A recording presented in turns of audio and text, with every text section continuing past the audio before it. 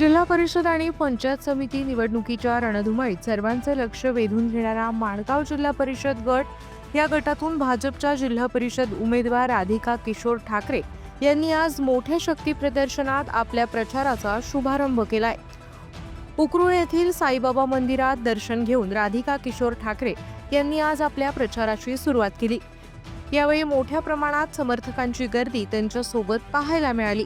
त्यानंतर बारडीगाव, उकरूळ, एकसळ, भानसोली आणि चिंचवली या गावांमध्ये घरोघरी जाऊन त्यांनी मतदारांच्या भेटी घेतल्या।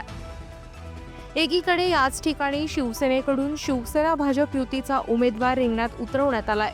मात्र किरण ठाकरे यांनी एकला चलोरेची भूमिका घेत आपल्या वहिनी राधिका किशोर ठाकरे यांना भाजपकडून अधिकृत उमेदवारी दिल्याने माणगाव जिल्हा परिषद गटात वेगळीच राजकीय गणितं पाहायला मिळत आहेत।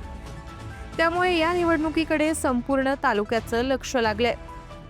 दरम्यान भाजप स्वतंत्रपणे ही निवडणूक लढवत असली तरी आज झालेल्या जोरदार शक्ती प्रदर्शनामुळे आणि मतदारांकडून मिळणाऱ्या सकारात्मक प्रतिसादामुळे आमचा विजय निश्चित असल्याचा विश्वास यावेळी उपस्थित कार्यकर्ते आणि समर्थकांनी व्यक्त केला। आज आपण भारतीय जनता पार्टीचे उमेदवार सौ राधिका किशोर ठाकरे यांच्या प्रचाराला माणगावतर्फे वरेडी या जिल्हा परिषद गणामध्ये केलेली आहे। सकाळपासून आपण पाहिलं असेल की लोकांचा प्रचंड प्रतिसाद आपल्याला होताना दिसतोय। आपण देखील ह्या निवडणुकीमध्ये भारतीय जनता पार्टीला विजय करण्याकरता आपण सर्व नागरिकांना, मतदारांना आपण विनंती करत आहोत। ह्या कर्जत मतदारसंघामध्ये आपण केलेली विकास कामे, आपण करत असलेलं भारतीय जनता पार्टीच्या माध्यमातून एक जनतेची सेवा या माध्यमातून आपण सर्वच मतदार बंधू भगिनींकडे जाऊन आपण त्यांना मतदान करण्याकरता, भारतीय जनता पार्टीला मतदान करण्याकरता आपण विनंती करत आहोत।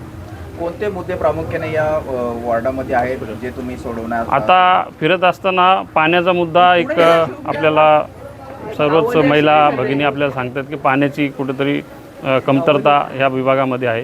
हॉस्पिटलच्या समस्या मोठ्या प्रमाणात आहेत, तर त्या सर्व सोडवण्याकरता आपण ह्या जिल्हा परिषदेच्या माध्यमातून आपण करू। आपल्याला विजय मिळाल्यानंतर ह्या जिल्हा परिषद विभागामध्ये जिथे पाण्याच्या समस्या आहे, तिथे आरोग्याची समस्या आहे, जिथे लाईटची समस्या आहे, रस्त्यांची समस्या आहे, अशा सर्वच ठिकाणी आपण शासनाच्या माध्यमातून आपल्या देशाचे पंतप्रधान सन्माननीय नरेंद्रजी मोदी साहेब आणि राज्याचे मुख्यमंत्री सन्माननीय देवेंद्रजी फडणवीस साहेब यांच्या माध्यमातून आपण ह्या परिसरातला जो विकास थांबलेला आहे तो कुठंतरी आपण पूर्णत्वास नेऊ, हे मी आपल्याला सांगू इच्छितो।